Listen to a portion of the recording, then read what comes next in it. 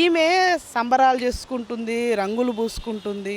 మరి ఈమె పార్టీలో ఏ రోజైనా 10 సంవత్సరాల్లో అంతకుముందు కూడా తెలంగాణ ఉద్యమంలో మేము కూడా పనిచేసాము. ఈమె ఆ రోజు తెలంగాణ ఉద్యమంలో మేము ఊసు లేదు, ఈమె అక్కడ కనీసం కూడా కనిపించలేదు. వీళ్ళ అయ్య పేరు చెప్పుకొని వచ్చిన ఆవిడ ఈవిడ. ఏ రోజు ఈమె తెలంగాణ రాష్ట్ర సమితి నుంచి ఎవరిని ఏ బీసీ బిడ్డను ప్రెసిడెంట్ చేసిండు వీళ్ళ అయ్య ఒక్కటి చెప్పమనండి.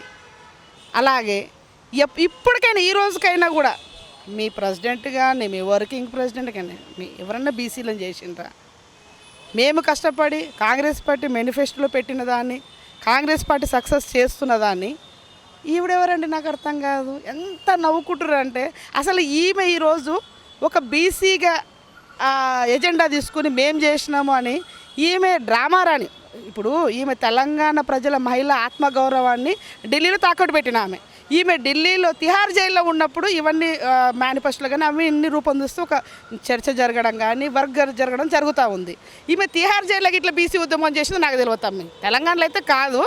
ఈరోజు మా ఉద్యమం, నేను ఒక బీసీ ఆడబిడ్డగా చెప్తున్నా, బీసీ ఉద్యమాలు చేసింది బీసీ ఆడబిడ్డగా. చివరికి ఇది కూడా అంటే ఈమె ఒక మా బీసీలది కూడా ఆమె ఖాతాలో వేసుకుంటుంది. అందరు నవ్వుకుంటూ ఉంటారు. అంతే అంటే ఎట్లా అంటే వీళ్ళంతా ఇప్పుడు డ్రామాలు ఆడుతూ ఉంటారు. కుటుంబం అంతా డ్రామాలు ఆడుతూ ఉంటారు. ఈమె లిక్కర్ రాని ఇప్పుడు డ్రామా రాని. పొద్దుమూకులు ఈమె ఏంటంటే దాడులు చేయించడము. ఈమె మెంటాలిటీ వీళ్ళు ఏంటంటే అధికారం కోల్పోయిన దాంట్లో వాళ్ళు ఏం చేస్తున్నారో వాళ్ళకి అర్థం కావట్లేదు.